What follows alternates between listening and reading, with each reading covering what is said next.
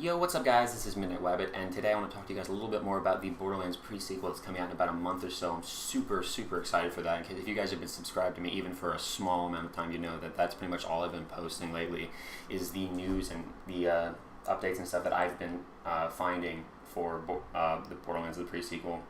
If you guys want, I'm going to link my previous video in the description. It is actually one of the confirmed new legendaries. I do have a little bit of gameplay of it and then a picture of it and stuff, so you guys can see. They don't really talk much about like what its special ability is or something like that. I mean, I kind of give a little bit of speculation on it in the video, but I'm not really sure exactly what its special ability is or something like that. But I think it's something along the lines of what I was saying in the video. But anyway, I don't want to talk about that right now. I will link that in the description below if you guys are curious to see that new legendary.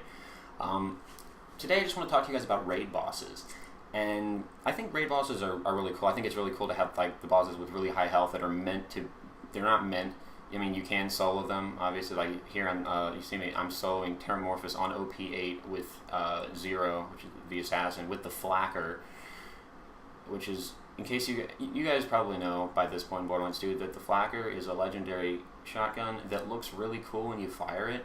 And then when you start to use it a lot, it's a piece of shit because it's impossible to actually get a hit on people. It's incredibly powerful if you can hit them, which you can't. I'm pretty much guaranteeing. I don't care how good your accuracy is. I don't know if you can see when I switch back and forth on this thing. I have the casual flacker, which is the one, instead of ×3, it is ×5. I know the ×3 one that I've seen has like 8 accuracy. The accuracy is like 8, which is like one of the lowest I've ever seen in Borderlands 2. The ×5, the casual one that I have just now, the one when I bought it from the Torg machine, I saw that I almost passed out. The accuracy on this thing is -1. You can see when I switch weapons, I'm switching back and forth between that and the Ahab. You can see when I switch back and forth, the accuracy there right below the damage is -1.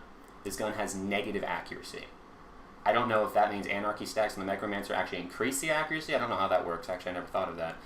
But that's for another video. But anyway, yeah, so that's Terramorphous, who is considered to have one of, if not the highest health meters of all the OP8 raid bosses, except maybe that giant drifter from the 3rd DLC. I don't remember his name. I know it was really expensive to fight, though.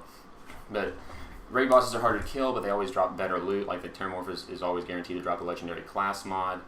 So he also has several other rare drops that are legendaries as well, and I think 2 unique drops, which is a grenade and a shotgun.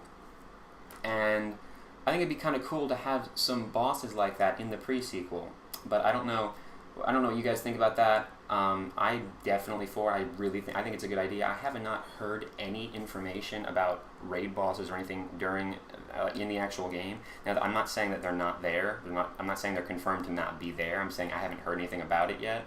Although Vermivorous in this game was a secret raid boss. Gearbox may be trying to keep it secret or something like that. They may be trying to keep it a surprise so people can find out once they get the game instead of beforehand. But Gearbox has said in a press conference that they're pretty sure they're most likely going to be having raid bosses in the DLC. So we'll be seeing that, and probably a level cap increase, just like Borderlands 1 and 2. At some point, and then hopefully some pearlescence as well in the DLCs. That would be kind of cool. They did that in Borderlands 1 and 2. They didn't have them in the original game, but they had pearlescence in the DLCs. So I thought that's pretty cool. But anyway, leave your opinion down below, guys, what you guys think. I'm just really curious to see what you guys think about raid boss and stuff. You guys want to see a raid boss?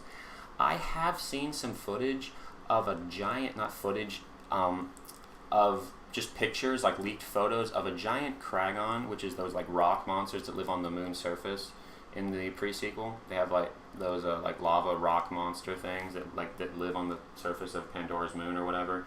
I think they're basically taking the place of like bullymongs. They're gonna be like a common, like not humanoid enemy that you fight as you go through like the wild areas that aren't like with a bunch of buildings and stuff.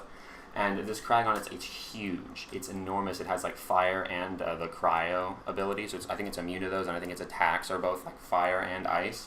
So it's immune to fire and ice, and I think it uses those attacks against you. And I don't know the name of this thing. I don't know if it's going to be a raid boss. It might be a campaign boss, although it doesn't seem like it would be a campaign boss, and that's not based on anything. That's just me speculating. I find it hard to believe that would actually be a campaign boss. But I could be wrong. But anyway, we'll see. So I don't know, I'm not sure if that is a raid boss or not, if they're bringing them in the new DLCs. It'd be kind of cool. You summon him and he comes out of like a volcano, like that giant rock monster like crawls out of a volcano or something like that. That would be kind of awesome. I don't know. Anyway, if you guys have any other ideas for raid bosses, it's just like ideas that you think would be really cool or something like that, or I mean pretty much anything, any comments or anything you think or want me to know, or questions or anything about the pre-sequel, you can leave in the comments below and I will try to answer all of those questions for you guys.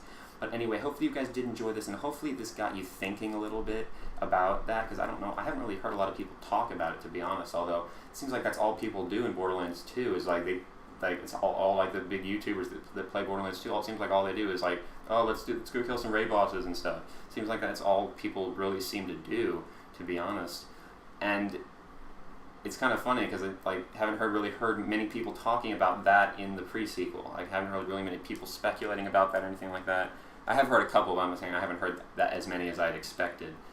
But, so yeah.